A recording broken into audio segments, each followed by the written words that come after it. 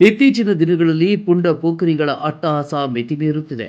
ಸಣ್ಣ ಪುಟ್ಟ ವಿಷಯಕ್ಕೆ ಮಚ್ಚು ಲಾಂಗು ದೊಂಡೆಗಳನ್ನ ಹಿಡಿದು ಸಿಕ್ಕವರ ಮೇಲೆ ಹಲ್ಲೆ ಮಾಡಲು ಮುಂದಾಗುತ್ತಿದ್ದಾರೆ. ಅಂಥದ್ದೇ ಒಂದು ಘಟನೆ ಚಿಕ್ಕಬಳ್ಳಾಪುರದಲ್ಲಿ ನಡೆದಿದ್ದು ಇಡೀ ಗ್ರಾಮವನ್ನೇ ಬೆಚ್ಚಿ ಬೀಳಿಸಿದೆ. ಇಷ್ಟಕ್ಕೂ ಏನಿದು ಘಟನೆ ಅಂತೀರಾ?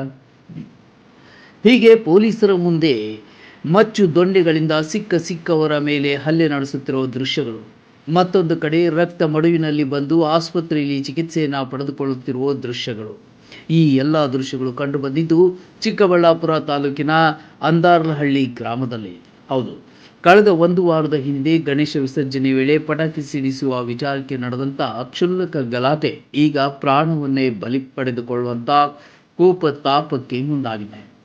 ಅಂದಾರ್ಲಹಳ್ಳಿ ಗ್ರಾಮದ ಪೃಥ್ವಿ, ವಿನೋದ್, ಅಕ್ಷಯ್, ನವೀನ್, ರಾಕೇಶ್, ಚಿನ್ನಿ ಸೇರಿದಂತೆ ಒಟ್ಟು 9 ಜನ ಯುವಕರು ಗಾಂಜಾ ಸೇವಿಸಿ ಕೆಲವರು ಕುಡಿದ ಅಮಲಿನಲ್ಲಿ ಮಚ್ಚು ದೊಣ್ಣೆಗಳಿಂದಲೇ ಹಲ್ಲೆ ಮಾಡಲು ಮುಂದಾಗಿದ್ದಾರೆ. ಗ್ರಾಮಸ್ಥರೇ ಆರೋಪ ಮಾಡಿದ್ದಾರೆ. ಸದ್ಯ ಘಟನೆಯಲ್ಲಿ ರವಿಚಂದ್ರ, ಗೋವಿಂದ, ರಾಜಶೇಖರ್, ನಿತಿನ್, ಜಯಮ್ಮ ಹಾಗೂ ಗರ್ಭಿಣಿ ಮಹಿಳೆ ಗೌತಮಿ ಗಾಯಗೊಂಡು ಚಿಕ್ಕಬಳ್ಳಾಪುರ ಜಿಲ್ಲಾಸ್ಪತ್ರೆಯಲ್ಲಿ ಚಿಕಿತ್ಸೆಯನ್ನು ಪಡೆದುಕೊಳ್ಳುತ್ತಿದ್ದರೆ, ಜಯಮ್ಮ ಹಾಗೂ ನಿತಿನ್ ಗಂಭೀರವಾಗಿ ಗಾಯಗೊಂಡು ಬೆಂಗಳೂರಿನಲ್ಲಿ ಚಿಕಿತ್ಸೆ ಪಡೆದುಕೊಳ್ಳುತ್ತಿದ್ದಾರೆ. ಇನ್ನು ಕಳೆದ ಬಾರಿ ನಡೆದ ಗಲಾಟೆ ಕುರಿತು ಪೊಲೀಸ್ ಠಾಣೆಯಲ್ಲಿ ದೂರು ಸಲ್ಲಿಸಿದ್ದು ಯಾವುದೇ ಕ್ರಮ ಕೈಗೊಳ್ಳದ ಹಿನ್ನೆಲೆಯಲ್ಲಿ ಇಂದು ಈ ದುರಂತ ನಡೆದಿದೆ ಎಂದು ಗ್ರಾಮಸ್ಥರು ಆರೋಪಿಸಿದ್ದಾರೆ. ಇನ್ನು ಗ್ರಾಮದಲ್ಲಿ ಗಲಾಟೆ ಶುರುವಾಗುತ್ತಿದ್ದಂತೆ ಸ್ಥಳಕ್ಕೆ ಭೇಟಿ ಕೊಟ್ಟ 112 ಪೊಲೀಸರು ಹಾಗೂ ಚಿಕ್ಕಬಳ್ಳಾಪುರ ಗ್ರಾಮಾಂತರ ಪೊಲೀಸರು ಯುವಕರ ಬಳಿ ಇದ್ದಂಥ ಮಾರಕಾಸ್ತ್ರಗಳನ್ನು ವಶಪಡಿಸಿಕೊಂಡಿದ್ದಾರೆ. ಅಷ್ಟೇ ಅಲ್ಲದೆ ಪೊಲೀಸರ ಮುಂದೆ ಹಲ್ಲೆ ಮಾಡಲು ಮುಂದಾಗಿದ್ದಾರೆ. ನಾವು ಸರ್ ಕಾಲ್ ಮೇಲೆ ಕಾಲ ಹಾಕೊಂಡು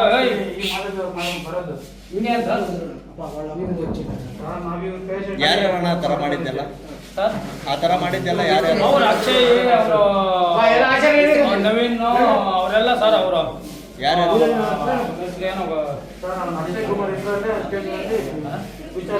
ಗೇಟಿಂದ ಮನೆಗೆ ಬರ್ತಾ ಇದ್ದಂಗೆ ಇವರು ಊರ ಮುಂದೆ ಇದ್ದಾರೆ, ಆಂಜನೇಯ ದೇವ ಟೆಂಪಲ್ ಹತ್ರ ಇದ್ದು ಅಲ್ಲೇ ಅಡ್ಡ ಹಾಕಿ ಮನೆ ಗಣೇಶನ ಬಿಡುವಾಗಲೂ ಒಂದು ಸ್ವಲ್ಪ ಗಲಾಟೆ ಆಗಿತ್ತು.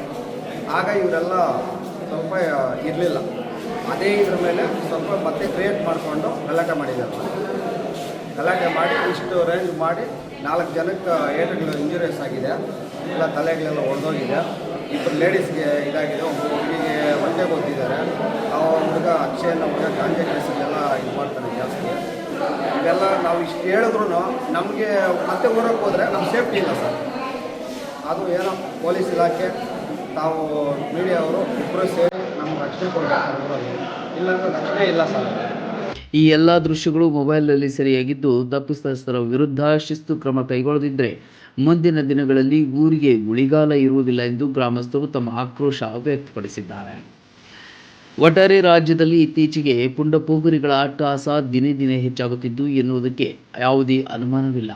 ಅದರಂತೆ ಚಿಕ್ಕಬಳ್ಳಾಪುರದಲ್ಲಿ ನಡೆದ ಘಟನೆ ಕುರಿತು 2 ಕಡೆಯಿಂದ ಪ್ರತಿ ದೂರು ದಾಖಲಾಗಿದೆ ಎಂದು ತಿಳಿದು ಬಂದಿದ್ದು ಪೊಲೀಸರು ಯಾವ ಕ್ರಮ ಕೈಗೊಳ್ಳುತ್ತಾರೋ ಕಾದು ನೋಡಬೇಕಿದೆ. ಏನು ಸರ್, ಗಣೇಶ ಹಬ್ಬದ ದಿನ ಅವರು ಏನೋ ಗಲಾಟೆಗೆ ಬಂದಿದ್ರು, ಪಟಾಕಿ ಹೊಡಿಬಾರ್ದು ಅಂತ. ಸರಿ ಅಂತ ಅವರು ಸುಮ್ಮನೆ ಇದ್ರು. ಮತ್ತೆ ನಮ್ಮವ್ರನ್ನ ಯಾರನ್ನೋ ಹೊಡೆದ್ಬಿಟ್ಟು ಅವನು ಚಿನ್ನಿಯನ್ನು ಹೊಡೆದ್ಬಿಟ್ಟು ಇವರೆಲ್ಲ ಸೈಲೆಂಟ್ ಆಗಿಬಿಟ್ರು ಸರ್. ಮತ್ತೆ ಇವಾಗ ಅದು ಕಕ್ಷ ಇಟ್ಕೊಂಡು ಇವಾಗ ಅಲ್ಲಿಂದ ಅಂಗಡಿಗೆ ಹೋಗಿ ಬರ್ತಾ ಇರೋರನ್ನ ನಮ್ಮ ಅಣ್ಣನ ಇಟ್ಕೊಂಡು ಅವರು ಚೆನ್ನಾಗಿ ಹೊಡೆದ್ಬಿಟ್ಟಿದ್ದಾರೆ ಸರ್.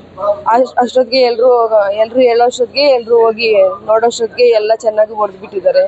ನಾನು ಅಡ್ಡ ಹೋದೆ ಸರ್. ನನಗೆ ಇವಾಗ 2 months ಪ್ರೆಗ್ನೆಂಟ್ ಸರ್.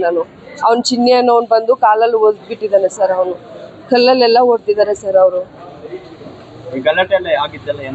ಅದೇ ಸರ್, ಗಣೇಶ ಹಬ್ಬದ ದಿನ ಪಟಾಕಿ ಅವ್ರ ಮನೆ ಹತ್ರ ಹೊಡೆದಿದ್ದಕ್ಕೆ ಇದು ಕಕ್ಷ ಫಸ್ಟಿಂದ ಒಂದು 5 ವರ್ಷ 6 ವರ್ಷದಿಂದ ಈ ತರ ಗಲಾಟೆ ಆಗಿದೆ ಅಂತೆ ಸರ್ ಊರಲ್ಲಿ.